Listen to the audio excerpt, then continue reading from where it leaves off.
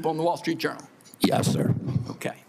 Let's talk now about what's coming up, because I've made it clear what I've thought about the 203 days with my colleague, Senator Also Brooks.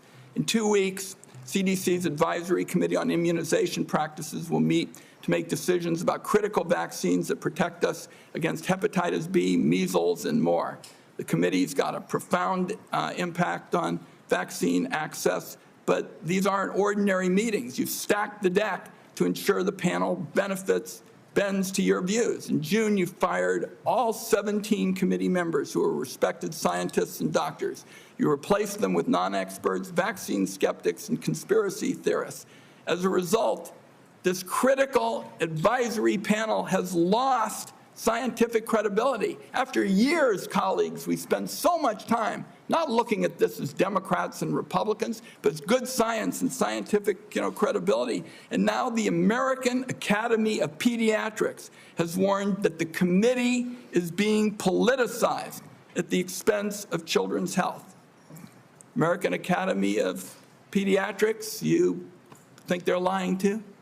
I think the American Academy of Pediatrics is gravely conflicted. They get their biggest contributors are the 4 largest vaccine makers.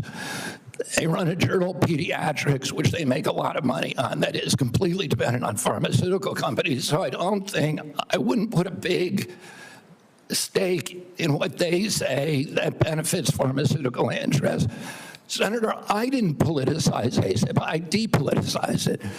The Congress has been investigating ACIP. All over the country, Mr. Secretary, scientists and doctors are saying otherwise. They're all wrong, too. They're all lying, according to you. The scientists and doctors are supporting me all over the country. There is division on opinion. I don't get letters from thousands of people who are not political saying that this set of changes is going to damage American healthcare, and particularly these healthcare agencies, for decades to come. I don't get any letters from people saying, hey, this is going to make a big difference forever. Maybe you're listening to a selective group of people. Well, you get me. Yeah, and I will. Fine. I will tell you what, Senator. I will put my mailbag against your mailbag any day of the week. I got 30 seconds. Dangerous respiratory viruses like RSV are on the agenda for the next advisory meeting. Countless parents have been awakened in the dead of night by a wheezing kid gasping for air, forced to rush their little one to the ER. There's no worse heart-wrenching fear. The RSV vaccine offers these kids protection against the worst effects of the virus. But now it looks like you're on a crusade to make infants and babies more vulnerable to the terrible illness. That's what we're doing with the COVID changes. And please make your answer brief, Mr. Secretary. I've said that the position is indefensible. I think it's possible. Congress has been investigating that committee for 23 years because it is pervaded with conflicts of interest. What we did is we got rid of the conflicts of interest and we depoliticized it and put great scientists on it from a very diverse group. Let me close with very pro-vaccine. Let me close with this, because like Senator Crapo, I'm a few seconds over. I don't think, Mr. Secretary, this is about you and me. This is about kids being pushed in harm's way by reckless and repeated decisions to get scientists and doctors out of the way and allow conspiracy theories to dictate this country's health policy. I don't see any evidence that you have any regrets about anything you've done or plans to change it. And my last comment is, I hope that you will tell the American people how many preventable child deaths are an acceptable sacrifice for enacting an agenda that I think is fundamentally cruel and defies common sense. Thank you, Mr. Chairman. Do I get a reply? Or Senator, you've sat in that chair for how long? 20, 25 years, while the chronic disease in our children went up to 76%. And you said nothing. You never asked the question why it's happening. Why is this happening? Today, for the first time in 20 years, we learned that infant mortality has increased in our country. It's not because I came in here. It's because of what happened during the Biden administration that we're going to end. I'm going to let Senator Wyden respond briefly to that, and then we're not going to go over like we just did. this committee on a bipartisan basis. Colleagues, my cabinet secretary says that we have no interest in chronic care. Mr. Secretary, Mr. Chairman, could we have regular order, please? We are in the process of turning around the Medicare program with the chronic care bill that Chairman Hatch, when he was chairman, and this committee put together on a bipartisan basis. All right, we're going to proceed, and I just want the rest of the members to know. I gave Senator Wyden as ranking member some leeway there, but we're going to stick to the 5 minutes. Senator Grassley. First of all, thank you. I have asked HH secretaries in the past to fully utilize the Rural Community Hospital Demonstration Program under Medicare. The program has been underutilized. In May, the CMS filled the open slots.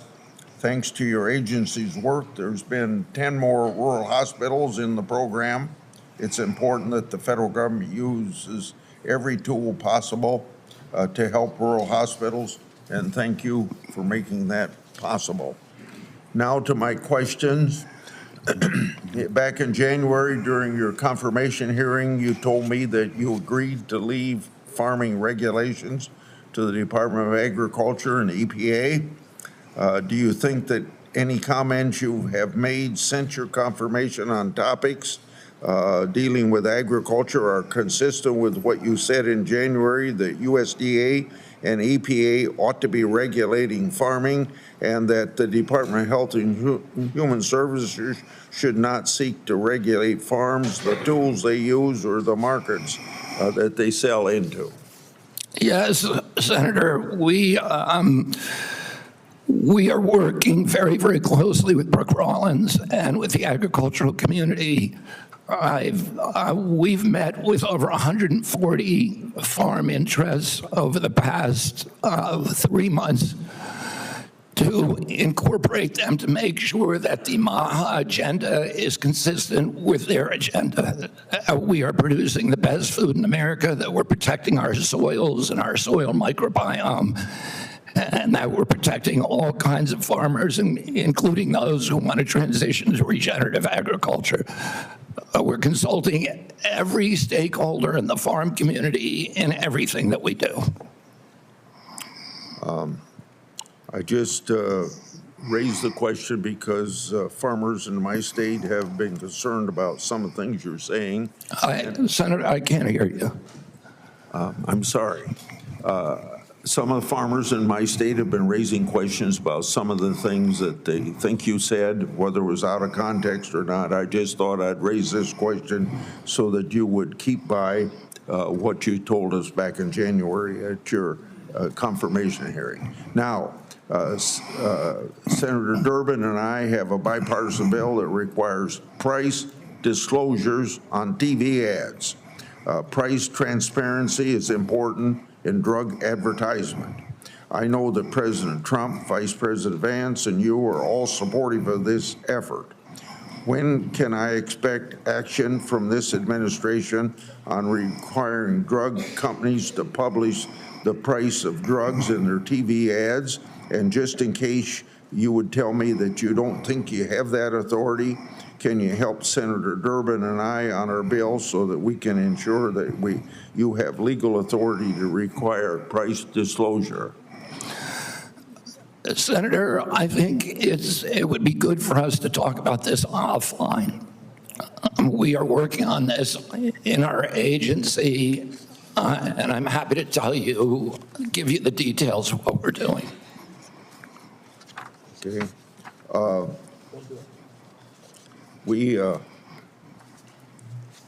got a question here on transplant. Senator Kennedy and I have been working, or Senator Wyden and I have been working on this. For nearly 2 decades, I've engaged in a bipartisan oversight of the organ transplant system. HRSA has developed a tool to combat transplant line skipping.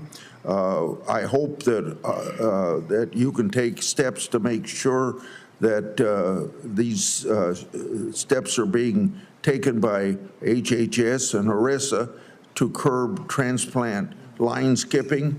On July the 2nd, Senator Wyden and I wrote you a letter highlighting cases of OPOs in Mississippi and Kentucky. In each of these cases, OPO allegedly tried to harvest organs from patients still showing signs of life. I expect you to take steps from through these organizations to ensure that this doesn't happen again. We have mounted a major investigation of misconduct, of illegal behavior, of organ harvesting, of living people, of line skipping, of favoritism, of all kinds of scandalous behavior inside the organ procurement organizations. We have already ended the contract, terminated the contract to the sole source provider. We are reorganizing the entire industry so that this can never happen again. I'm happy to go into the details with you if I had more time.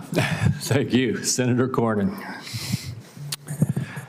Mr. Secretary, the United States spends approximately 18% of our GDP on health care, and yet by most accounts, we rank roughly 10th in the world in terms of health care outcomes.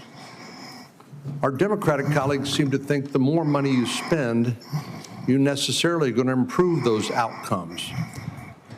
But at the same time, we have the two major drivers of our national debt, Social Security and Medicare, while we spend more money on interest on the national debt than we do on defense of the nation, which is an unsustainable trajectory. What is it that you're doing to address the effectiveness and the outcomes of our healthcare expenditures as opposed to just throwing more money at the problem?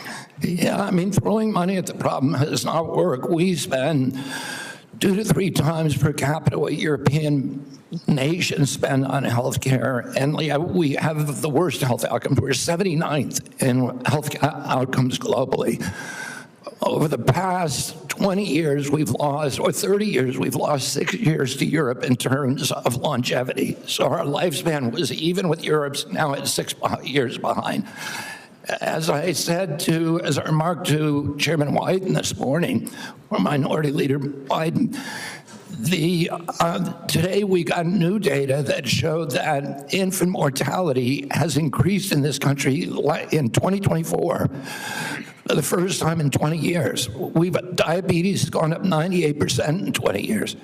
Nobody's doing anything about it. CDC's job was to make sure that this didn't happen. And what we're going to do is reorganize CDC, but also we've already righted the ship at NIH, at FDA, at CMS. And we are going to end the chronic disease epidemic. We are devoting thousands of studies. We're going to devote to identifying the causes, and we're eliminating them. And we're already starting. We're not waiting for everything to come in. We are starting now. We're doing this with food dyes, with GRAS standards, with dietary guidelines. We're going to get better food and better health to the American public because it's chronic disease that is bankrupting us and destroying our national security. It seems to me one of the biggest problems that we have in America today is the trustworthiness of the information that we actually receive from the news media and from any other source. And obviously, the easiest thing for our Democratic colleagues to do is to scare people because that is a powerful emotion, no matter what the facts may be. Do you believe COVID-19 was politicized? Yeah, the whole process was politicized. Senator, I mean, we were lied to about everything. We were lied to about natural immunity. We were lied to about, we were told again and again the vaccines would prevent transmission, they'd prevent infection. It wasn't true. They knew it from the start it wasn't true because that's what the animal studies and the clinical trials showed. We were told that there was science behind cloth masks. The CDC allowed the teachers union to write the order closing our schools, which hurt working people all over the country, and then pretend it was science-based. all of these issues, and then I can show you, like, for example, Chairman Wyden was talking about me politicizing ACIP, but during COVID, probably the most famous scientist on ACIP was Martin Kulldorff from Harvard, the great world-renowned epidemiologist and vaccinologist. And he criticized the COVID booster mandates. They ejected him from COVID because he wasn't in the orthodoxy. The two biggest health officials at FDA during COVID, Dr. Gruber and Dr. Krause, criticized the Biden mandates, vaccine mandates. You know, President Biden said in August, I would never take that vaccine, the Trump vaccine. And he came in, he mandated it, and then he fired the two top health officials at FDA who said, hey, this thing has not been properly tested. So the whole process was politicized, and even today. So let me, in 15 seconds, so I think you answered yes. It was politicized. And I have concerns that when you look at some of the conflicts of interest in peer-reviewed articles in professional journals, and when you point out that even some of the physician associations are conflicted because of the money they get from the pharmaceutical industry, are you committed to trying to make sure that we use the best science and separate and eliminate politics as much as possible? That is what my job is. That's what my mission is, eliminate the politics from science. Senator Bennett. Mr. Secretary, in June, you fired every member. Mr. Secretary, Mr. Secretary, may I have my time back, Mr. Chairman? Thank you. Mr. Secretary, thank you for your attention. In June, you fired every member of the well-qualified panel that was charged with recommending vaccines to the CDC. No one in your job has ever fired every committee member all at once. That month, you told the American people that you were, quote, going to bring great people onto the ACIP panel, not anti-vaxxers. Are you aware that one of the people you put on the panel, Dr. Robert Malone, claimed that the commonly used mRNA vaccine, quote, causes a form of AIDS and can damage children's, quote, brains, their heart, their immune system, and their ability to have children in the future? Yes or no, Mr. Kennedy? And Dr. Malone is one of the inventors. Yes or no? Yes or no? Were you aware that he had that view when you appointed him to this panel? Dr. Malone is one of the inventors. As I said, Dr. Malone is one of the inventors of the mRNA vaccine, so he knows a lot more about it than I do. Mr. Chairman, that statement is not true that Dr. Malone made, just as it wasn't true when you wrote that, quote, African AIDS is entirely different from Western AIDS. Are you aware that another one of these new members, Dr. Levy, wrote that, quote, evidence is mounting and indisputable that mRNA vaccines cause serious harm, including death, especially among young people? Yes or no? Are you aware that he said that? I wasn't aware he said it, but I think I agree with it. You agree with it? It's not true. It wasn't true when he said it, and it's not true when you said it. Secretary Kennedy, later this month, your new panel will meet to consider changing vaccine recommendations for American children. In addition to the COVID-19 vaccines, they are set to review recommendations for the hepatitis B vaccine, for measles, for mumps, for rubella and varicella vaccine, and the RSV vaccine. These are common back-to-school vaccinations for children all over the industrialized world. If you change that, you owe parents in Colorado and across the country the benefit of some transparency, I think. If your panel recommends changing the vaccine schedule for children, do you anticipate that fewer children will receive these common vaccinations, yes or no? What I would say, Senator, the obvious answer is yes. Should parents and schools of Colorado be prepared for more measles outbreaks as a result of that, Mr. Secretary? Senator, how about more mumps outbreaks. I do not anticipate a change in the MMR vaccine. ACIP is an independent panel, so. Well, it's a panel you just put those folks on. Far from what you said, they're people with ideas that are completely outside the mainstream. You mean out of the pharmaceutical paradigm? Let me just say, Mr. Secretary, all these vaccines that we're talking about today are free and accessible to parents today in America who have the freedom to be able to make that choice for their children. Will that be true after your handpicked panel makes their judgments about these vaccines? I think that parents should be free to. I know you said that before. I do too. To make their own choices. So will they be just as free after these? I assume they will be. I will hold you to that, Secretary Kennedy, because this is not a podcast. It is the American people's health that's on the line here. This is the last thing, by the way, our parents need when their kids are going back to school, is to have the kind of confusion and expense and scarcity that you're creating as a result of your ideology. I think it's critical for you to share the evidence that this panel will rely on. Will you give the American people 6 months or 6 weeks in advance the record that they're going to rely on to make these decisions? Will you make it transparent for the American people? All the evidence is transparent. Will you make it in advance transparent for the American people so they can comment on it? All the evidence is transparent for the first time in history, and you were never there complaining when the pharmaceutical companies were picking those people and then running their products through with no safety testing. You can characterize it any way you want. I quoted them today. What I said was accurate. What you said were lies. You described people moving the Titanic. Senator, are you saying that the mRNA vaccine has never been associated with myocarditis or pericarditis in teenagers? I am simply. Is that what you're trying to tell us? I am simply trying to say that the people that you have put on that panel, after firing the entire. You're evading the question. No, I'm asking the questions here, You're Mr. Kennedy. evading that question. I'm asking the questions, I Mr. asked Kennedy. you a question. I'm asking the questions for Mr. Kennedy on behalf of parents and schools and teachers all over the United States of America who deserve so much better than your leadership. That's what this conversation is about, Mr. Chairman. Senator, they deserve the truth, and that's what we're going to give them for the first time in the history of that agency.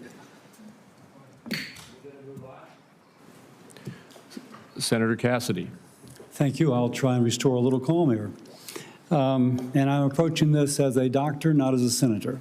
I am concerned about children's health, seniors' health, all of our health. And I applaud you for joining the president in a call for radical transparency. Thank you for that.